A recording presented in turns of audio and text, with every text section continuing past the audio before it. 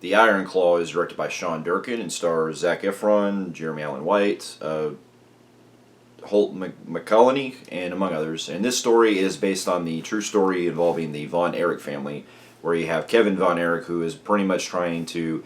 want to become the World Heavyweight Championship in wrestling, and it's also dealing with the bonding with him and his brothers, along with the family dynamic that it comes with their father, who was a former wrestler and wants to basically show his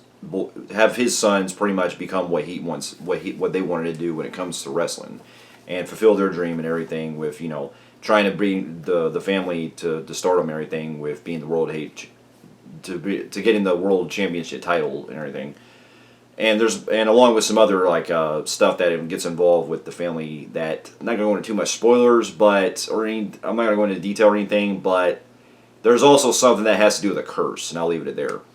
Now here's a little backstory. Now I'll admit that going into this film, I didn't really expect much with it because I didn't really pay attention to much of the trailers or anything. But, this is definitely one of those kind of movies I could see it kind of being on the helms of movies like The Wrestler and stuff like that, where it's trying to be a very more, a very dramatic type of wrestling type movie, but also dealing with the family dynamic. So going into it, I kind of thought it was going to be like one of those kind of movies. But upon seeing the film and everything, I can say that it seemed to be a lot more different than what I was expecting because it goes into more of the stuff about the family dynamic and especially the things that Kevin, Zac Efron's character, is having to see with his brothers and everything and the ways that he's trying to keep up with, keeping everybody together and stuff and the issues that take place where, them coming from a family that had to deal with their father being very disciplined for them and wanting to still keep, pushing them but still trying to keep them, still having that loving feel and everything. It really turned out a lot more different than what I thought. And upon seeing the movie, I can say that this is definitely going to be one of the best movies of the year for me, for sure. The fact, this actually might be probably the best wrestling movie I've probably ever seen. Now, keep in mind, I have not seen The Wrestler, and I will definitely give that a watch one of these days, because I hear that's a very phenomenal film. But just going into this movies that are about wrestling and stuff, and coming also growing up, I got into wrestling when I was a kid, especially watching with WWF and everything, especially in the Attitude Era and stuff, because my dad, he's always been a big fan of wrestling and stuff and everything, especially, from the days of WWF, and he still watches it to this day, and it's definitely one that, I kind of grew out of over the years, but it's still good to see movies that kind of deal with the kind of, topic of wrestling, but also taking a different approach, so to speak. And the last one I remember I really enjoyed that was on that kind of level where it was more where it was about the wrestling, but it also had a really good heart to it, was Fight With My Family. And that was really good. And then this one was more, this is less like The Wrestler, I feel like, because I haven't really seen much of The Wrestler. It seems like it's more like The Fighter or something like that, where it's dealing with more of the inner struggles of the brothers and everything, and a lot of the drama stuff that you really come to expect with a movie like this.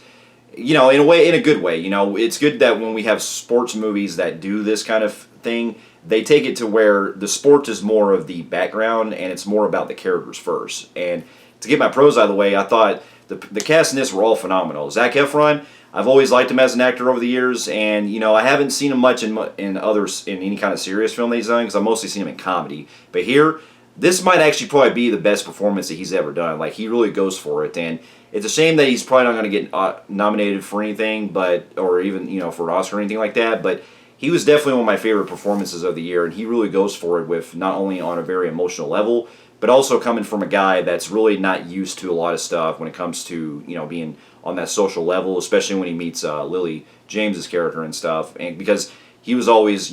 putting his family first and having to be raised the way that his father always taught him and everything, and he really goes for it. And that's not a discredit to some of the rest of the cast, because the Jeremy Allen White, who I've now become really getting into as an actor, and I need to see that other show that he was in called The Bear, but seeing him in shows like Shameless and stuff like that, he's a really good actor I admire too, and he really goes for this as well. And he's got one of the biggest freak out scenes toward the end that I gotta really admit really had me on the verge of tears, and it was definitely one of my other favorite performances, and I would love to see him get nominated for like a Best Supporting Actor or something like that, because between him and Zac Efron, it's like they really are like the more the front, so to speak, as far as the brothers that get like the most screen time. and he really gets to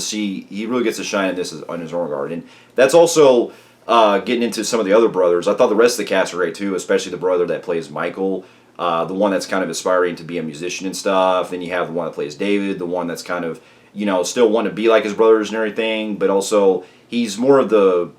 how do I describe it? He's like more of the one that tries to be like the speaker for certain things and stuff like that. Like there's one scene that I'm not going to spoil, but it goes that he basically has to get in the ring and basically defend his brother on something. But he was great. And then on top of that, you also have the rest of the cast that were great too, especially Holt McCallany. I really admired that guy as an actor, especially from seeing him in movies, other films where he's always been more of a character actor in other movies like Fight Club and stuff like that. And here, him playing a father figure, it was really great. And he shows that very stern kind of, high discipline kind of guy. But it doesn't go over the top or anything with his performance because he really showcases a lot of, the high-strung kind of father that, pushes his boys to really be the best when it comes to wrestling. And he was really great. And, it's also really interesting to see Maura Tierney in this because I don't think I've seen her in a movie in a long time since probably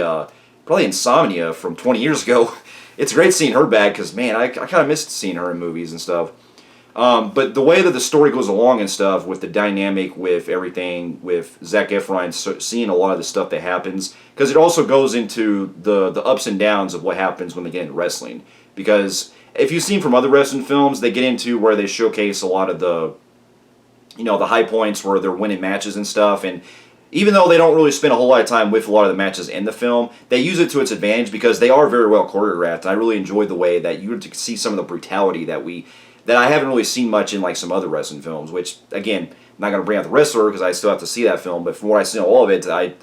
heard that one goes into like that too. But just the way that they were able to capture not only the stuff that's inside the ring, but also the production design, the way it's set in the 70s and early in the 80s and everything, it's definitely it's top notch, especially when you can see like old footage. The way they kind of shoot some of the like news sequences where they're preparing for like the matches and stuff. They really go into really good detail with making it look like it was resembled from that time period. And this definitely is a really good choice that they were able to do with also incorporating some other cool songs that you hear in the movie like Blue Oyster Cult's Don't Fear the Reaper and things like that. And then I'm not gonna lie, when it gets toward the end too, it really gets into some really like heartbreaking stuff that I can't go into spoilers or anything, but the whole thing that I was talking about with the curse really goes into some really emotional territory that I find myself literally almost about to cry at the end of the film. And